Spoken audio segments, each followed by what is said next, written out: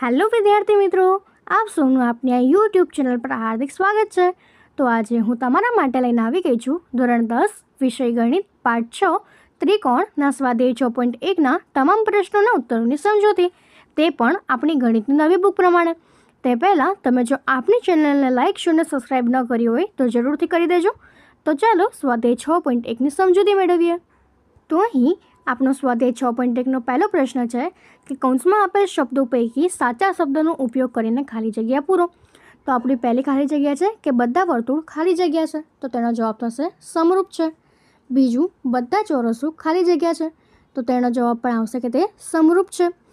એવી જ રીતે જે ત્રીજું છે કે બધા ખાલી જગ્યા ત્રિકોણ સમરૂપ છે, તો તેમાં થશે કે સમબાજુ ત્રિકોણો સમરૂપ છે। અહીં સમદ્વિ બાજુનો જવાબ ન આવી શકે, કેમ કે સમદ્વિ બાજુ ત્રિકોણ જે છે એમાં બે જ બાજુ સરખી હોય, માટે તેનો જવાબ આવશે સમબાજુ। એના પછીની ચોથી આપણી ખાલી જગ્યા છે કે જો બહુકોણોના અનુરૂપ ખૂણાઓ ખાલી જગ્યા હોય, તેમની અનુરૂપ બાજુઓ ખાલી જગ્યા હોય, તો સમાન સંખ્યાની બાજુઓવાળા બે બહુકોણો સમરૂપ થાય। તો તેનો જવાબ થશે કે જો બે ત્રિકોણના અનુરૂપ ખૂણાઓ સમાન હોય, તેમની અનુરૂપ બાજુઓ સમપ્રમાણમાં હોય, તો સમાન સંખ્યાની બાજુઓવાળા બે બહુકોણ સમરૂપ થશે।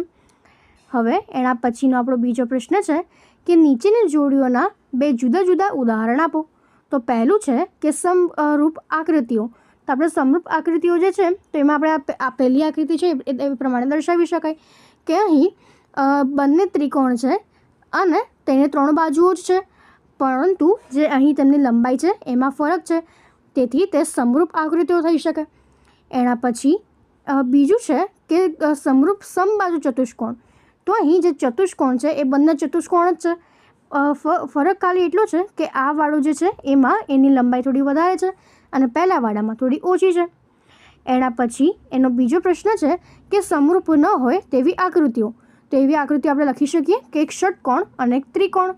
અહીંયા ત્રિકોણ જે છે એને ત્રણ બાજુઓ છે અને ષટકોણને 6 બાજુઓ છે, માટે તે સમરૂપ ન કહેવાય। હવે એના પછીનો આપણો લખી શકીએ કે ચોરસ અને લંબચોરસ। તો અહીં ચોરસ અને લંબચોરસ છે એ બંનેના જે લંબાઈ જે છે અને પહોળાઈ એમાં ફરક છે, માટે તે સમરૂપ ન હોઈ શકે। એના પછી હવે આપણો ત્રીજો પ્રશ્ન છે કે નીચેના ચતુષ્કોણો સમરૂપ છે કે નહીં તે જણાવો।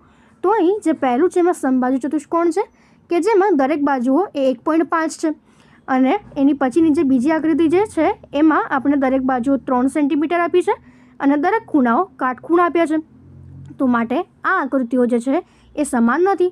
તો આપણે એના જવાબમાં લખી શકીએ કે અહીં આકૃતિ પરથી જોવા મળે છે કે બંને ચતુષ્કોણના ખૂણાઓ સમાન નથી, આથી બંને ત્રિકોણો એ સમરૂપ નથી।